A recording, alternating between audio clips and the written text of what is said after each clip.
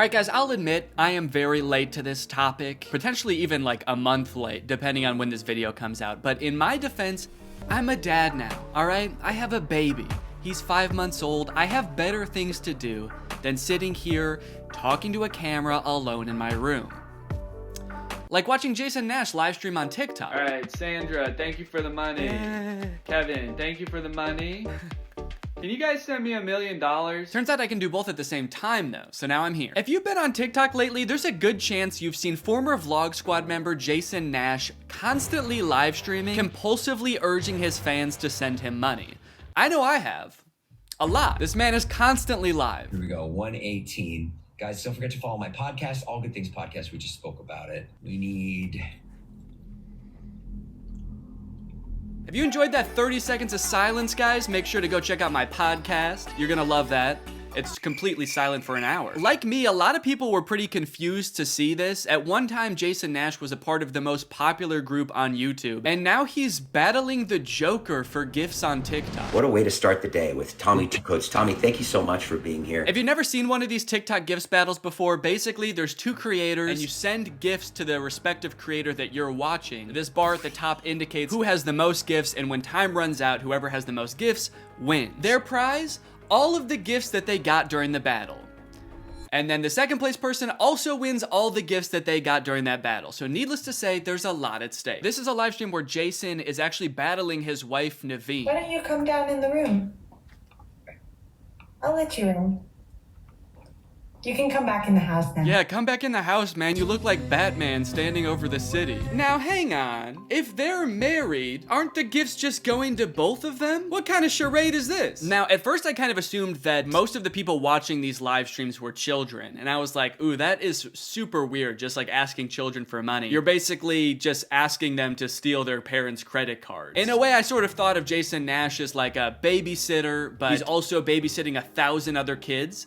And if you start choking, he's not gonna call 911 because he can't see you. But after tuning into a few of his streams and actually like clicking on some of the profiles of people watching, I realized that it's actually mostly adults, which was very surprising to me. Guys, what are we doing here? Stop that. I promise you there are like 1 billion other better uses for your money than helping Jason Nash's wife crush him in a gift battle. Fun as it may be. The reason I wanted to make this video is because I think that it's kind of a very interesting look at the career span of a creator. It's a pretty new career, all things considered. And like nobody's been a full-time online creator for 40 years. So we don't really know how long this career is supposed to last or how it will evolve over time. So I think it's worth looking at why Jason Nash is here. Between the years of 2016 and 2020, David Dobrik was seemingly at the top of the YouTube ecosystem. What started as David just sort of goofing around and filming his friends as up-and-coming content creators quickly turned into partying all the time, collabing with huge celebrities, huge giveaways, and giant sponsorship deals. And if you didn't watch the vlogs around this time, you might think that David was like the biggest part of them, but it was actually more his friends doing the heavy lifting. David was always behind the camera, and sure, he would laugh a lot, and you'd hear him laugh, but I really feel like the reason people tuned in was sort of to live vicariously through David and experience the goofiness that was all of his friends. So while all of the vlogs were on David's channel and David was inevitably the most popular member of the Vlog Squad, I really feel like he owes most of his success to his friend group. But it was a fun time. I watched a lot of the vlogs back in the day and I really enjoyed them. It felt like you were a part of this friend group. And in a lot of ways, you were like the members of the Vlog Squad because like the members of the Vlog Squad, you also were not getting paid for your appearances in the videos, which is something that I always found kind of weird. David's friends never got any sort of payment. Their only payment was in exposure. And so what kind of ended up happening was because everybody else around David wanted to launch their careers off of David's vlogs, they all started vlogging too. But because they would always be hanging out together, all of their vlogs seemed to be just like the same situation from a bunch of different angles, and everybody was holding vlog cameras. Got pretty out of hand for a while there. Eventually though, during the pandemic, a bunch of stuff happened that caused David to take a step back from vlogging. Mainly apparently a bunch of scary accusations about one of his best friends, Dom, and also him almost killing one of his other best friends, Jeff Wittick, by slamming him into the side of an excavator. After losing a bunch of followers and probably more importantly a bunch of sponsors, David posted an apology saying he was gonna do better. He said he was gonna take steps to make sure his vlogs were a safer environment for the people in them. And I want to be able to have a place of checks and balances. I want to have HR. If he had to choose between quitting vlogging or doing it safer with an HR team, he was gonna do that.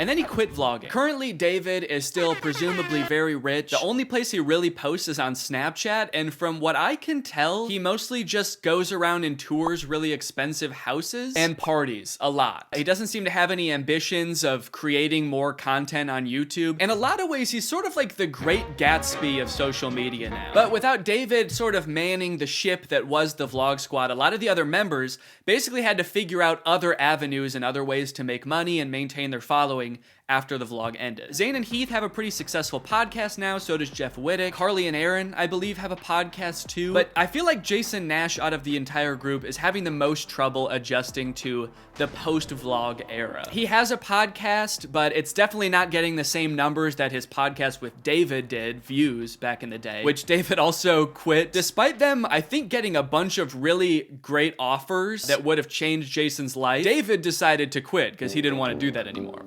He wanted to be the Great Gatsby. So Jason has now been left to fend for himself, and it seems like TikTok gift streaming is what he has turned to. You excited to go to dinner?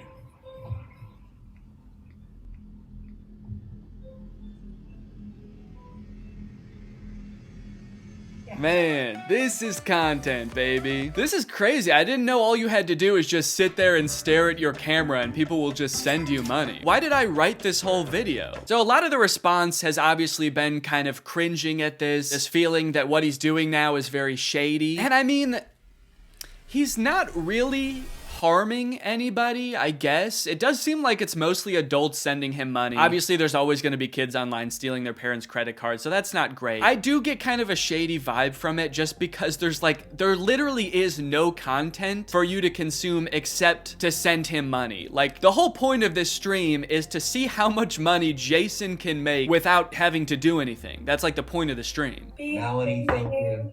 Let's go. And you could argue that Twitch streaming has donations and, you know, a bunch of other live streaming does too. But I would argue that there's at least some content behind that. Someone's playing a video game or they're doing a podcast live and the donations are just a little bit extra on top. It's not the content itself. I've also seen a lot of people wondering, like, wait, isn't David super generous? During his vlogs, he was always giving away cars. He was paying for people's weddings, just like handing out PlayStations to people on the street. Surely he could just help Jason if he's struggling financially, right?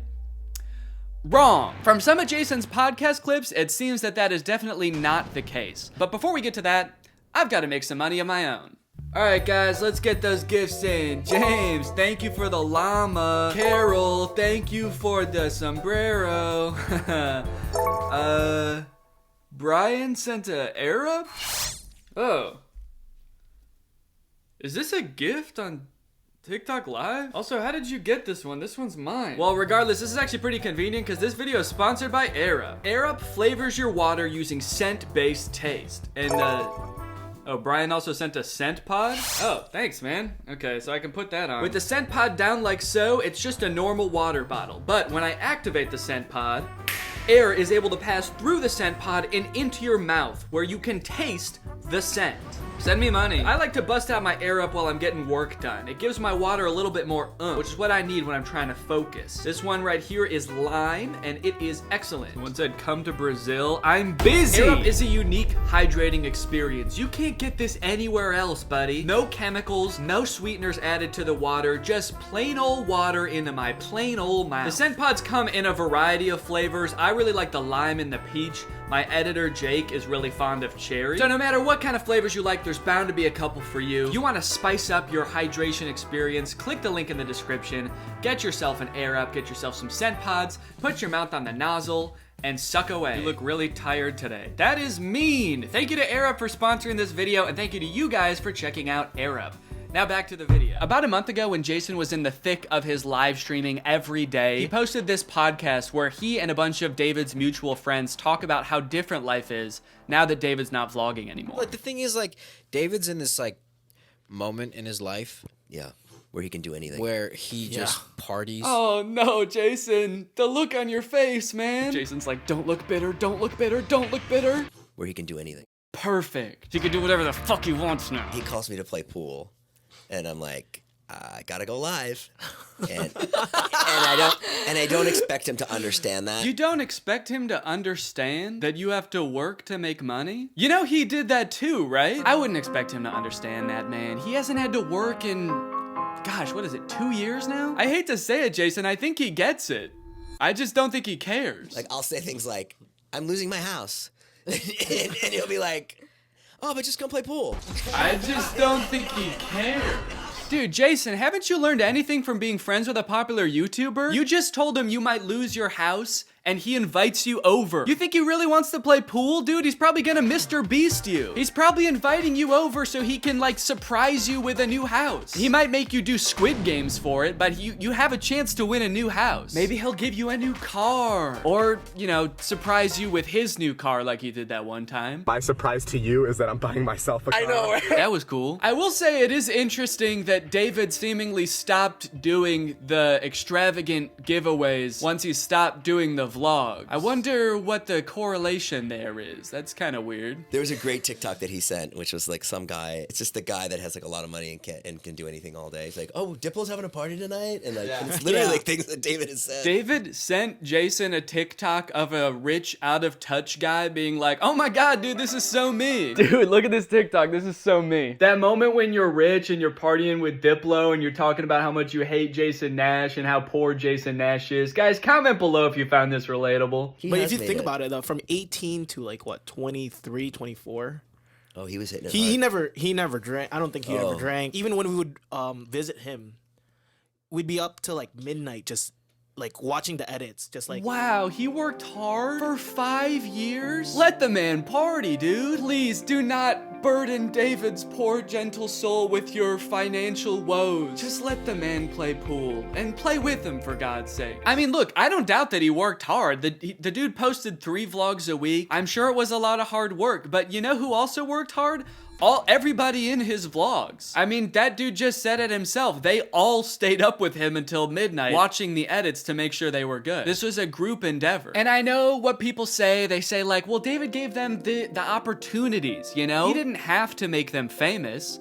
Yeah, he kind of did. That was like the whole point of his vlogs, was his friends. David wasn't just making them famous because he was a good, generous guy. He was doing it because that's what was working. They made him famous as much as he made them famous. Now it's like the complete opposite. Everyone's like working, and here's him just like, hey, what are you doing tonight? And it's like a Tuesday night. Everyone's working. Yeah, man, that is kind of a crazy switch. Whereas before, David was working and everyone was helping him. Now everyone else is working, so naturally David is partying with Diplo. Naturally, a lot of the conversation around Jason's live streams has revolved around the confusion as to why he wouldn't just get like a normal job if he was strapped for cash, or if like the social media thing wasn't working out. Can someone make Jason Nash a fucking DoorDash account? People are wondering, why is he pursuing this career that is like universally seen as embarrassing or cringe, rather than just getting a 9-to-5? And I totally get that criticism, because I do love being a creator. I love getting to be my own boss. I love being creative on a daily basis, working with people that I'm really inspired by, entertaining people. But if this exact version of being a creator stopped being feasible, would I start doing gift streams on TikTok? Hell no. And not even necessarily because it's like embarrassing or cringe. It's just that like what I enjoy about being a creator, that does not accomplish. There's no being creative. There's no entertaining people. At a certain point, you like strip out all of the fun parts of the career and you just have only the most superficial parts of it left. Just money and fame. So no, if like this YouTube channel didn't work out anymore, there's a billion other things I would rather do that would be more enticing to me than like gift streaming on Twitch. But maybe Jason likes it.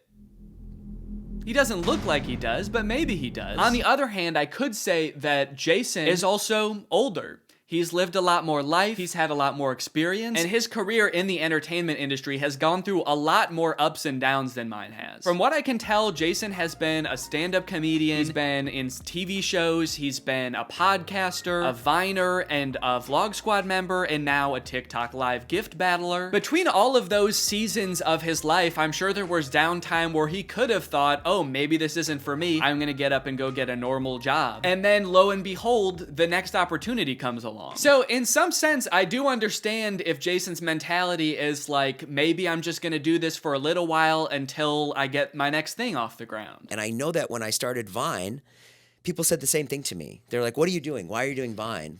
You know? And I was like, okay, this is what I'm doing. And then I did YouTube, and people were like, why are you doing YouTube? And I feel like when you're first to something, that can really pan out. Yeah, I do get what you're saying, but also I don't know if this is the same as Vine and YouTube. Saying he's the first to this new thing like TikTok gift battling is gonna be the next big thing is very worrying to me. Please don't make that the next big thing, guys. On top of all that, there is this sort of like gamification in your head that happens when you're a content creator. Because so much of it is like numbers based, you're always looking at your analytics, hoping your numbers go up. It becomes kind of a game in your head to see if you can do better than you did last month or last year. Because of that, I feel like in a lot of content creators' heads, quitting or pursuing a different career path is seen as like losing the game, even if it's subconscious. That being said, I don't think that's a healthy way to look at it, and I would encourage people who are pursuing being a creator to find other passions that, you know, if this didn't work out, you could pursue that instead, because I think just clinging to relevancy for relevancy's sake is not a good thing. But why try to guess what Jason's thinking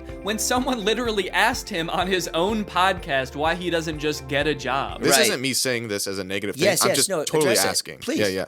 Why don't I get a real job? No, I know why you do it. Yeah. But like, No, man, I know why you do it. It's pretty clear to me. But, could you tell everyone else why you do this? Someone said that the other day, why don't you get into real estate? I'm like, I hate it. I don't have a real estate license. Bo Granny? Oh yeah, I forgot. You have to be born with a real estate license to do real estate. But darn, Jason Nash was born with a TikTok account. So he has to do that instead. Right. Now look, would I be on TikTok Live if I wasn't in like a financial hole? I don't know. Probably not. But also like YouTube wasn't really working. And I needed to find something. OnlyFans. I can't do OnlyFans. This is such an unrelatable thought process to most people. YouTube is not working out for him, and his first thought is OnlyFans? TikTok begging people for money? It just comes off as being so set on being an influencer that nothing else matters to this guy. Listen, it is what it is. It's like I was on Vine, I was on YouTube, I was on Snapchat, and now I'm doing this.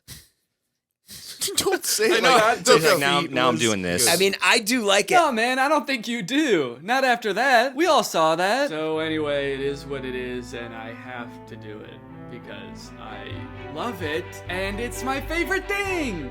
Phew, that was close. Hey, we can hear you. What? You said that was close out loud. Oh no! Do you ever think about going to DoorDash or to like a? I just never thought it's entertainment or nothing. I don't care what it is. Like, what would you suggest I do? No. It's just that we get a job at Lululemon. From what I can gather from this clip and the way they're laughing about the prospect of being a DoorDash driver or working at Lululemon, those jobs are not even on the table for Jason. I don't know his personal finances, but Jason lives in LA, he owns a house, he has kids, he has a wife. So I feel like when he's saying things like, I don't have any other skills, what he's really saying is, I don't have any other skills that would allow me to live the exact same life that I'm currently living. And honestly, I could understand if he really does like the TikTok live streaming thing, but don't laugh at other jobs like Lululemon or DoorDash like you're so above doing them, yet you're on TikTok literally asking people for money. And I do totally get that Jason has kids that he has to support, that I'm totally empathetic to that situation. It is kind of ironic that his solution to that is to ask other people's kids for money online. But that's neither here nor there. This whole situation kind of reminds me of this TikTok I saw about a month ago. My Roman Empire is all of those influencers who dropped out of college or quit their jobs, moved to LA, then became irrelevant. Like, where did they go? What are they doing now? One interesting thing that I don't know if a lot of people know is that I feel like a lot of creators who get into this situation can actually leverage some of the connections they make while they're relevant and some of the skills that they've learned to get jobs at like marketing agencies, talent agencies, social media companies, or working for other creators behind the scenes. There's actually a lot of opportunities out there, which I would know because my first job out of college was working for a YouTube MCN. While I was still on Vine, I graduated college and I was worried that that wasn't going to be a stable career, so I actually got a job working at an MCN. And then I also worked at the YouTube channel Corridor for a while before my YouTube channel took off. So just throwing that out there, there are other career opportunities where you get to be involved in the creator space, even writing or acting, stuff like that. But it doesn't have to be your operation. You can just get a stable job. All right, it's time to talk about David again. While everyone was making fun of Jason for doing the TikTok live streaming thing, David paid him a visit on Snapchat. Dude, you're kind of becoming a legend on TikTok now. I know. Not in a good way. Yeah, but I think it's fun. No, man, this is a great look. This is awesome. Multi-millionaire visits former unpaid employee wearing a crown to make fun of his new job. David, do you know why, perchance, Jason has to do the TikTok live streaming? Have you thought about that at all? During your long nights of playing pool? Bye, guys. Thanks for having us over in your little hobbit home. And make fun of his house before you leave? Check. Great job. Now, with all of this talk about David and Jason, I just want to make it clear, do not go and send any hate to these people in real life, especially Jason. Jason actually got swatted mid-live during one of his streams a few weeks ago, which is obviously horrible. Anybody else inside? No. Okay, hold on. Let's get it put together and then... This is obviously a horrible situation, actually terrifying. But I cannot help but break a little smile when I look over and the two people he's gift battling are the Dobre brothers. I don't think there's a single funnier sight than watching the two of these blankly stare into the camera not understanding what's going on. Also, imagine your gift battle opponent getting swatted and he's still crushing you, dude. That's gotta hurt. My big takeaway from all of this is if you are pursuing being a content creator, I would heavily recommend being super careful about the way you go about it. I would highly recommend not letting your success be at all related to the success of another influencer. You don't want to be the guy from David's vlogs when David stops the vlogs. Also, save your money. This career that we have, we don't know how long it's gonna last. I mean, I sort of view it as being any other type of entertainer. You're only relevant for so long, or like an athlete or something. You can only be in your prime for a certain amount of time, so save as much as you can. It's really easy to get caught up in the lifestyle of an influencer and like partying all the time and flying on private jets, buying expensive cars. And if you can make this career last for like 20 to 30 years, that's awesome. That's insane, but it's definitely not guaranteed. So just be careful, all right?